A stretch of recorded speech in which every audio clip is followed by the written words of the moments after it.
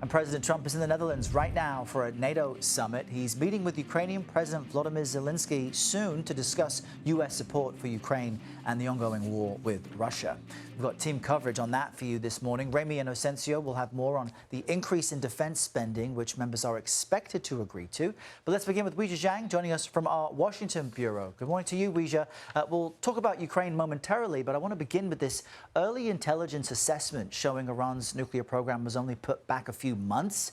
What is President Trump's reaction to that, and what should we make of it? Errol, you'll remember right after the strikes, President Trump addressed the country, and he said that these sites were totally obliterated.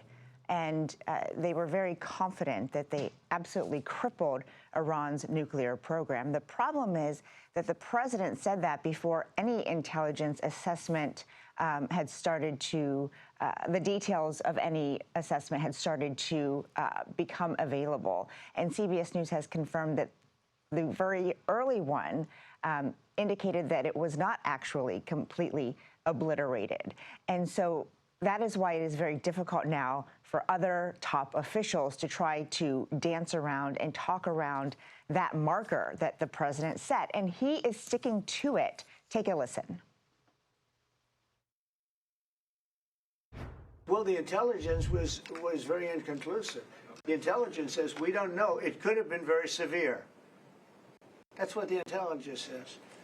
So I guess that's correct. But I think we can take the we don't know. It was very severe. It was obliteration.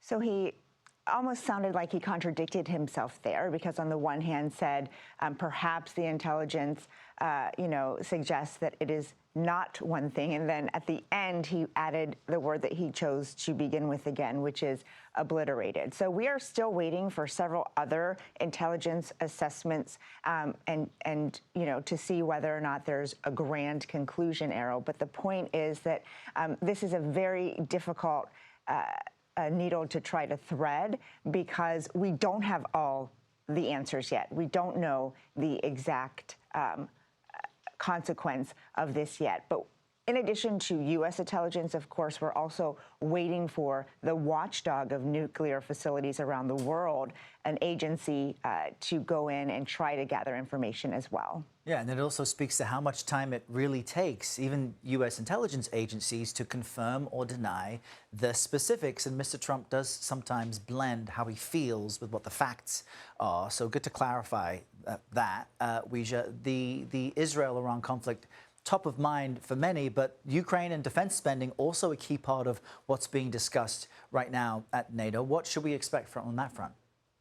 Well, we expect a pretty significant victory for President Trump, because it is this president who has long railed against the amount that other member nations spend with regard to their GDP to defense. And he even threatened to pull out of NATO during his first term because he was so frustrated, saying that the U.S.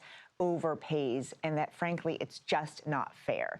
And so today we expect an agreement for all of the countries to pay 5% of their GDP, which is the exact number that President Trump wanted. And we know that that's likely because he shared a personal text that the Secretary General, Mark Rutte, sent him, and it said as much. And so, this is, regardless of whether it is just an effort by Donald Trump, we can expect him to claim a lot of success when this becomes a reality. Yeah, I don't know if people are always supportive when you share their private text with you publicly, but that was certainly... I'll never do that to you, Errol. Please don't, Weijia. Thank you so much. We appreciate the updates from our bureau. Let's now bring in CBS News foreign correspondent Ramy Inocencio. He's following everything from London as well. Ramy, our text will stay private. Let's pick up where Weijia left off there on this higher defense spending percentage. If they do agree to this 5%, that would be a huge victory for President Trump. So how likely is this to happen? Errol, well, yes, NATO leaders do, in fact, appear poised to agree to this surge in defense spending from 2% of GDP to 5%, which would translate into trillions more dollars into defense of the continent. And it appears, I'll say, to already be a victory for NATO because Trump, in just the past few hours, has confirmed his commitment specifically to NATO's Article 5. And a reminder of what that says. It says that an attack against one NATO ally is an attack against the whole entire bloc. He said, quote, that we are with them all the way. NATO's European leaders, they've been afraid that Trump would pull the U.S. out of the bloc. There you see 32 allies on the screen. If they didn't bend to Trump's demand for more defense spending. That happened back in January. And of course, if you look east to Europe's eastern flank, of course, Russia is there carrying on with its illegal war against Ukraine. Let's break down the numbers, though. 5% for that defense spending, 3.5%. You can see will go to what's called core spending. That's weapons and troops.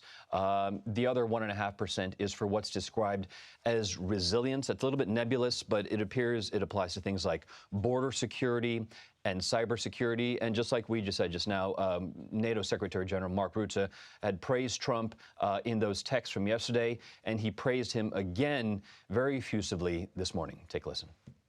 Would you really think that the 7 or 8 countries not at 2% at the beginning of this year would have reached the 2% if Trump would not have been elected president of the United States? Do you really think that, of course, there is a threat from the Russians, China, etc., but that it would be doable to reach this commitment of 5% today? And I'm hopeful and cautiously optimistic we will get there. And Errol, we know, at least with this president, flattery might get you someplace. World leaders learning that flattery does sometimes work with President Trump. Let's speak about President Zelensky. He's there, but he wasn't invited to the leaders' session. We know Ukraine wants NATO inclusion. So what's happening? Yeah, Zelensky is not physically in attendance at the leaders' meeting today, and we do see this as a downgrade from last year's NATO summit in Washington. Of course, that was with President Biden. I see this as a parallel metaphor to Ukraine's position relative to NATO, which is still, outside the bloc. And it is President Trump who has blocked Ukraine from joining NATO, but he did acknowledge that he will speak with Zelensky one-on-one on the sidelines today. Zelensky, we expect, again, asking for support in weapons and in loans. Of course, an open question on whether or what he might get for that.